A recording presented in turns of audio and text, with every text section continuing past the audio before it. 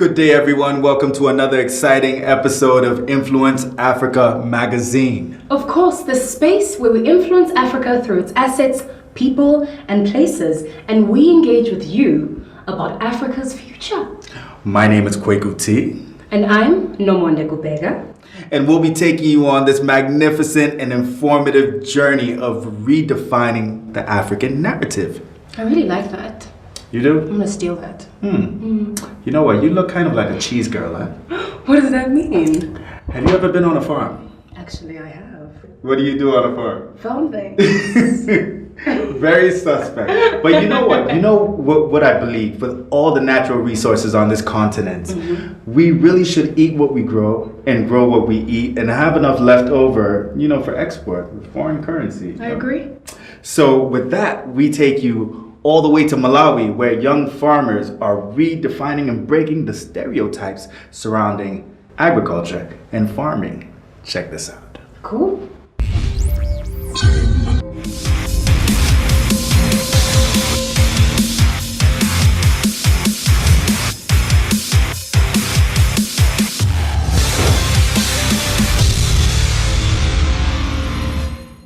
Africa has a population of just over 1 billion people, with 70% of the population under the age of 30. Now, this makes Africa the world's most youthful continent. Now, policymakers across the continent in Africa are continuously scratching their head, trying to figure out a way to mainstream the productive capacity of our young people as part of an inclusive market system where young people become active participants in the economy. Greetings, everyone. My name is Tagbo Agbazwe, and I am the convener of Influence Africa. You're most welcome to this segment.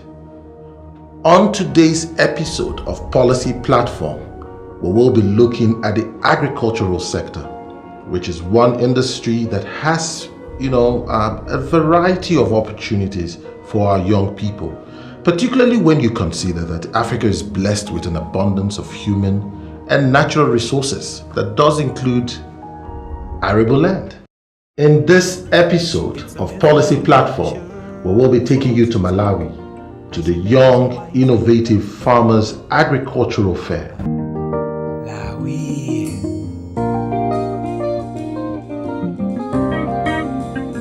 Young people from various educational and professional backgrounds involved in the agribusiness sector came together to showcase their goods, services, and products. These gave them the chance to engage with stakeholders from the private sector, government, and civil society, as well as the opportunity to interact amongst themselves. It's amazing how nature falls in sync. I see the reason why he said it was good. Amazing creation. A fair was hosted in front of a river reserve in Lilongwe, the capital of Malawi, which provided a pleasant atmosphere that was enhanced by the live music at the event by popular Malawian artist Lawi.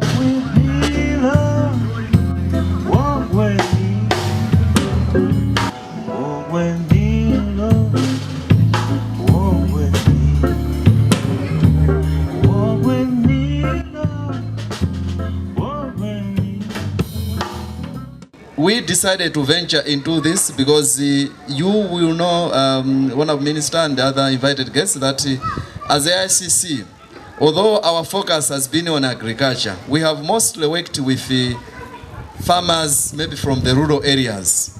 But along the way, we discovered that young farmers have a very big potential to contribute towards the economy of this country if well supported. Now, it is to that particular reason that we decided to bring them together, basically for two reasons. One, to enable the stakeholders appreciate the work that is being done by these farmers.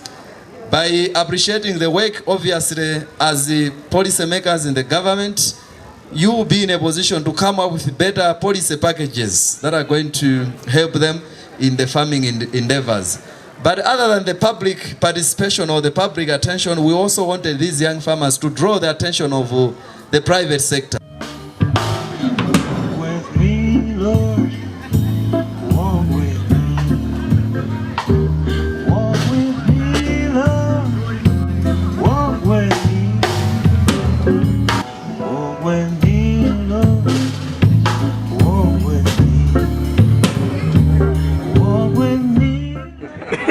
that? Why? Why peach 2011? Siringa. Siringa. That's all. You can come again. Also bring a seat because it's strong. During the fair, I had the opportunity of meeting with the Minister of Agriculture and Irrigation. Can you tell us, what role does agriculture play in the GDP of Malawi? Agriculture plays a very important role. We get close to about 35% of the GDP from agriculture, and almost 80% of the population in this country spends their time on agriculture. What is the firm commitment of your administration in terms of supporting young people in this space? Actually, what I have seen this morning is an indication that young people are interested in agriculture. I think all they need is encouragement, first from us, and secondly, they need support in terms of financing, because I think that's one of the biggest problems they face as they venture into agriculture production. They need financing, and I think we as government can play a very important role to facilitate their operations in terms of negotiating for softer loans, either through government or through the banks, so that they can continue to produce. We are happy that ACCI will link us to big organizations which supply certified and improved seeds in order for us to produce more for sales. Since for the currently we are growing this on a small scale, so we don't have a capacity to sell others for our children to go to school. But with this fair, it has given us an opportunity to be linked with bigger organizations which will supply us hybrid seeds, so that this 2040-2050 we are going to grow more and we have more sales. You know, young innovators in Malawi, they may not know about the technology from another country, but through Influence Africa, if you've gone, for example, to Tanzania, you've gone to South Africa, you've gone to Kenya, through your portal, somebody can be able to learn a particular technology and utilize it in another country. So I think you're doing Influence Africa, they're doing a very good job in trying to share that knowledge, which is a gap in itself, as I already mentioned, as a challenge in terms of knowledge sharing. So I think that law should be enhanced. If you can get more resources, do more of this work, and have frequent such kind of publication and interactions, I think Africa can change. Wow, that was really interesting. We had an amazing experience in Malawi to be there and on the ground, live in Lilongwe, engaging with these wonderful young people. These young people are producing some wonderful goods, services, and they've got some mind-blowing ideas that could really transform this sector. I believe that the long-term growth and competitiveness of Africa requires an environment where we can create the requisite type of support for these young people. We wish these young people well, and at Influence Africa, we will be following their progress. Stay tuned. Welcome back to Influence Africa magazine, the variety show that redefines the African narrative. Now I'm particularly excited about this segment because we're talking about legendary family lines. We're talking about the shrine. We're talking about Femi Anikulapo Kuti. Femi Kuti. But not the musician. No. Now we focus on the other side of Femi Kuti, the social and human rights activist. I see. And you know nothing about that. I know that. I know. That's why I look forward to seeing it. Of course. Let's go straight there.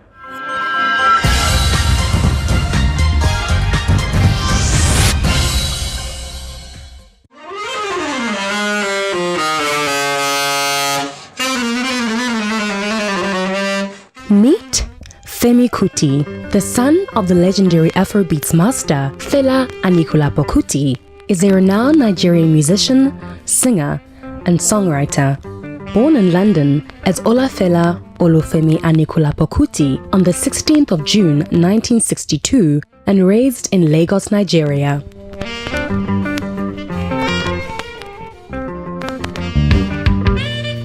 Initially, his career started through his father as a band member in a band called the Egypt 80. Day by Day, Fight to Win, and Africa for Africa are just a few of his classic works. Femi Kuti is a 4-time Grammy-nominated artist.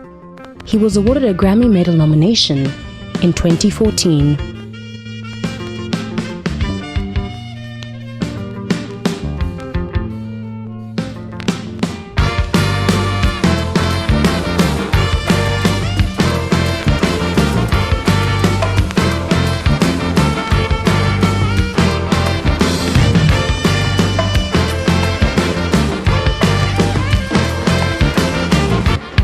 However, much like his late father, Femi is a Pan-Africanist and social justice and human rights activist. Africa for Africa. Africa needs to love Africa. Africa needs to fight for Africa. Africa needs to believe in Africa. Africa needs to look inwards to produce the best of itself. Africa needs to be core. During 2014, he starred in an Influence Africa production called Basket of Water, where issues around illicit financial flows through corruption were dissected. Here's what Femi had to say. Corruption is the biggest problem of Africa, and why illicit financial flow can thrive is because it's corruption, and where there's corruption, it breeds negativity. So I feel that the biggest problem of Africa is allowing corruption to take over our lives. Femi Kuti's music speaks and heals the African nation through open conversations and using his platform to bring music with political edge to light. This is how Femi Kuti influences Africa. Femi Kuti is our African pace setter. Is there any other point you would like to make? No. So, my friend Kweku, Madam, I heard you're Ghanaian. proudly. Hey, Chale! Abi, you know. Well, since Chale is Ghanaian, maybe you should introduce our next segment to the viewers. Well, on Africa's Scenes and Secrets, we take you all the way to my home country of Ghana, West Africa, where we visit the Boabeng Fiema Monkey Sanctuary. Check this out.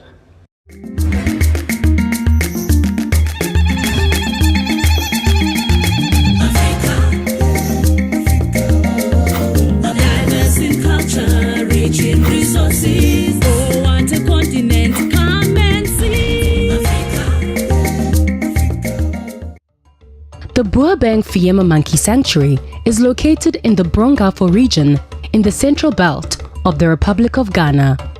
About 400 kilometers north of the capital city, Accra, a community of villagers and monkeys live together side by side, a fascinating phenomenon found here in Ghana. The 2-kilometer square monkey sanctuary dates back to 1827 and is home to 700 monkeys. A glorious and popular tourist attraction site, these monkeys are known as the children of the gods.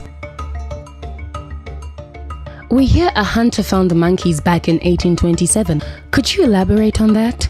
When the hunter found the monkeys, the monkeys were living with a god, the small god. Yeah.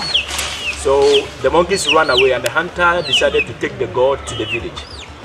And when he came to narrate the story to the people, the people decided to find out by consulting another oracle to find out the meaning of monkeys living with a god.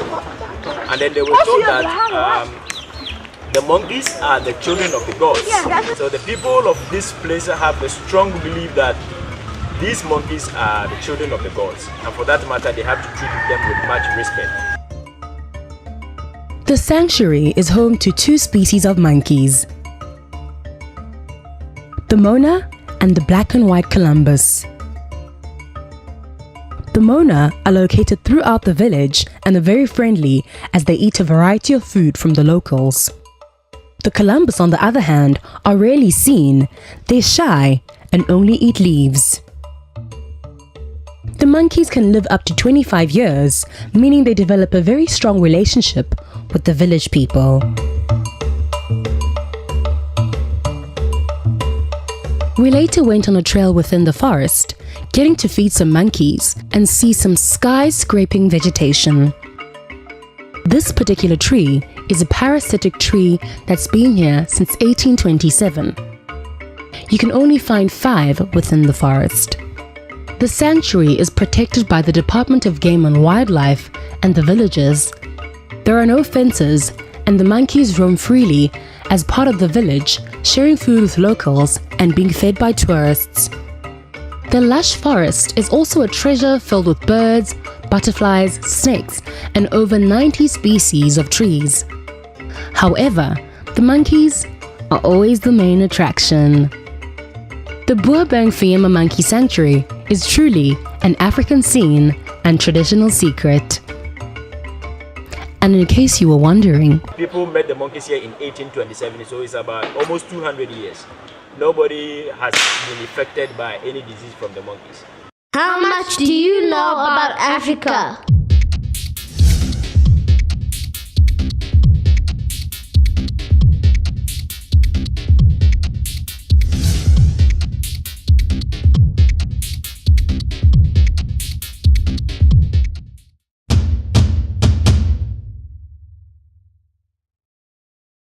You're watching Influence Africa TV, live out of Dane Gumdi, 250 kilometers out of Dakar. Bless you. Let's go, guys. Come on.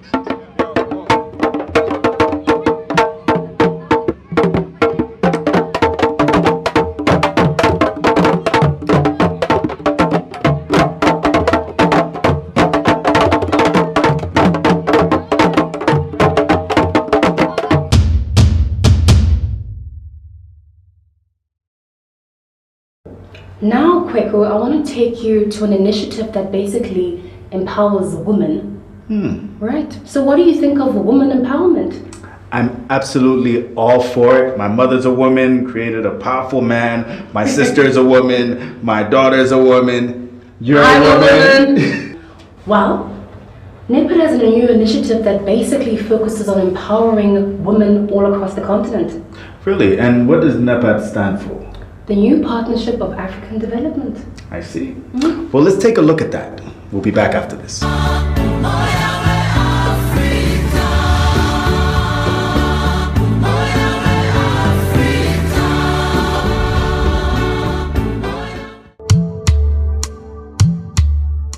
The long-term growth of Africa requires an environment where women can reach their full potential in order to fully contribute to the development of the continent. Despite significant achievement in Africa towards gender equality in terms of declarations and elaboration of legal frameworks, there still requires a lot to be done towards implementation, solutions, and action towards mainstreaming a critical mass of women in all sectors to ensure women's rights and empowerment, as well as their access to modern technologies, land, capital, and inputs to improve the well-being of African women.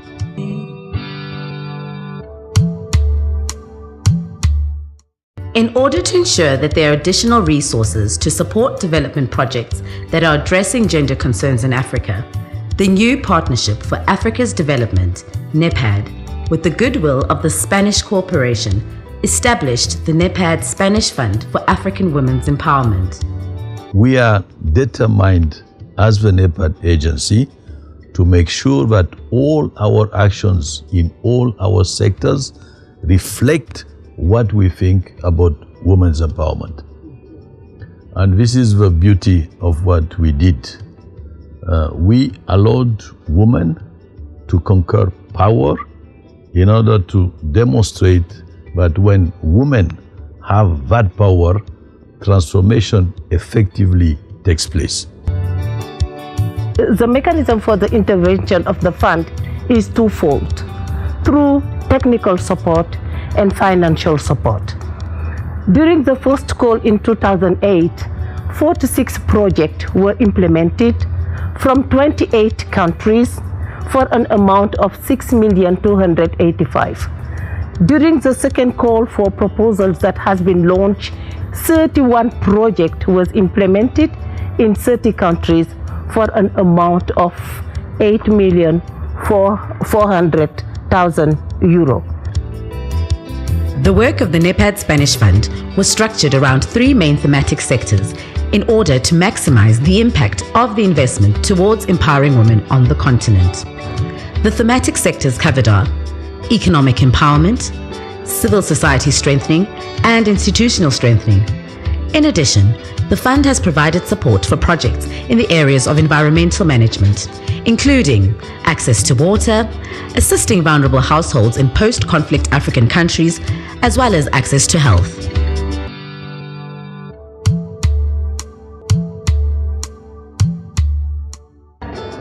wax dëgg waa plateforme ñëw jàppale ñu dimbale ñu ba ñu ñëw fii booba sonn nañ booba jigéen ñi sonn nañ booba xale yi sonn nañ booba suñ borom kër yi sonn nañ ndax booba taluñu sangu taluñu defaru taluñu dara waaw taluñu dara waaye plateforme ba mu fi duggee ba tey moom am nañ jàmm gis ngeen ni ñu rafetee gis ngeen ni ñu rafetee. The excitement that you found on the ground was not an excitement about transfer of resources. It was an excitement about the increase of capabilities. We have disseminated 500,000 seeds that will produce tens of millions of flowers. It is the capabilities of these women that will really transform the continent. C'est bien, c'est bon, c'est même très bon, mais c'est pas arrivé. Nous allons encore demander à NEPAD de nous pousser encore un peu. My minute to influence Africa. I would love to see Africa be that place where every other continent would say, oh, I'm traveling to Africa. You know, just like we say, I'm traveling to Europe, I'm traveling to Asia. It's so rich. It's so rich here that we, I don't know, for some reason we fail to see that we fancy what our friends have in their continents, but we're so rich that if we could just pay attention to what we have and utilize that, maximize on the small opportunities that we have, we would see the other continents flocking to Africa, and this continent would develop a lot more. Influence Africa TV rocks. You guys rock.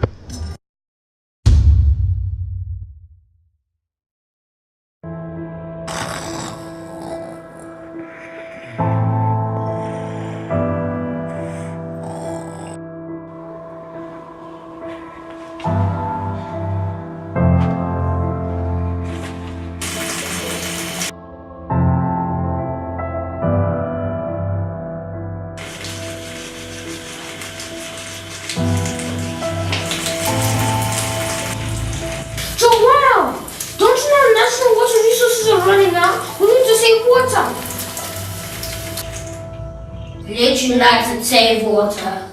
Natural water resources are being depleted. Let's unite and save water. This message was brought to you by Influence Africa. That's all we have for this week's episode of Influence Africa magazine. I really hope you had a good time because I had a blast. I had a great time. Yeah, join us same time next week where we go across the continent. We'll go to Senegal. We'll go to South Africa. We go to West Africa. And we'll go to, well, you'll have to join in. Yeah. If you really want to know. But thank you very much for joining us. Really appreciate it. And if you want to be a part of the conversation, because we beseech you to be a part of the conversation, you can get us on our social media handles. On Twitter, Facebook, YouTube. Yes. And right here. See you same time, same platform. This is Influence Africa magazine. My name is Kweku T. And I am Nomonde Kubega. Love the life you live the life you love. Salega Shimakaya. Yebehu Etri. Oh yeah. Let's go. Rushwa! Rushwa! Rushwa! Maski! Rushwa vipi? Amen. Tatu Bidi Moja Twende. Let me ask you a question. What would it take for me to get your attention? You're my kind of guy and I think you fly. Your shoe game alright, probably could get for a ride. I kinda like your style, but most of all your smile. I saw you on Facebook, so I know how your face look. Relationship status is single, ready to mingle. Come on! Waulize washikaji bila shindo kuna wali inakuwa sana kazi. Haujui najaribu kuhifadhi chozi langu kama maji inakuwa sana kazi. Waulize washikaji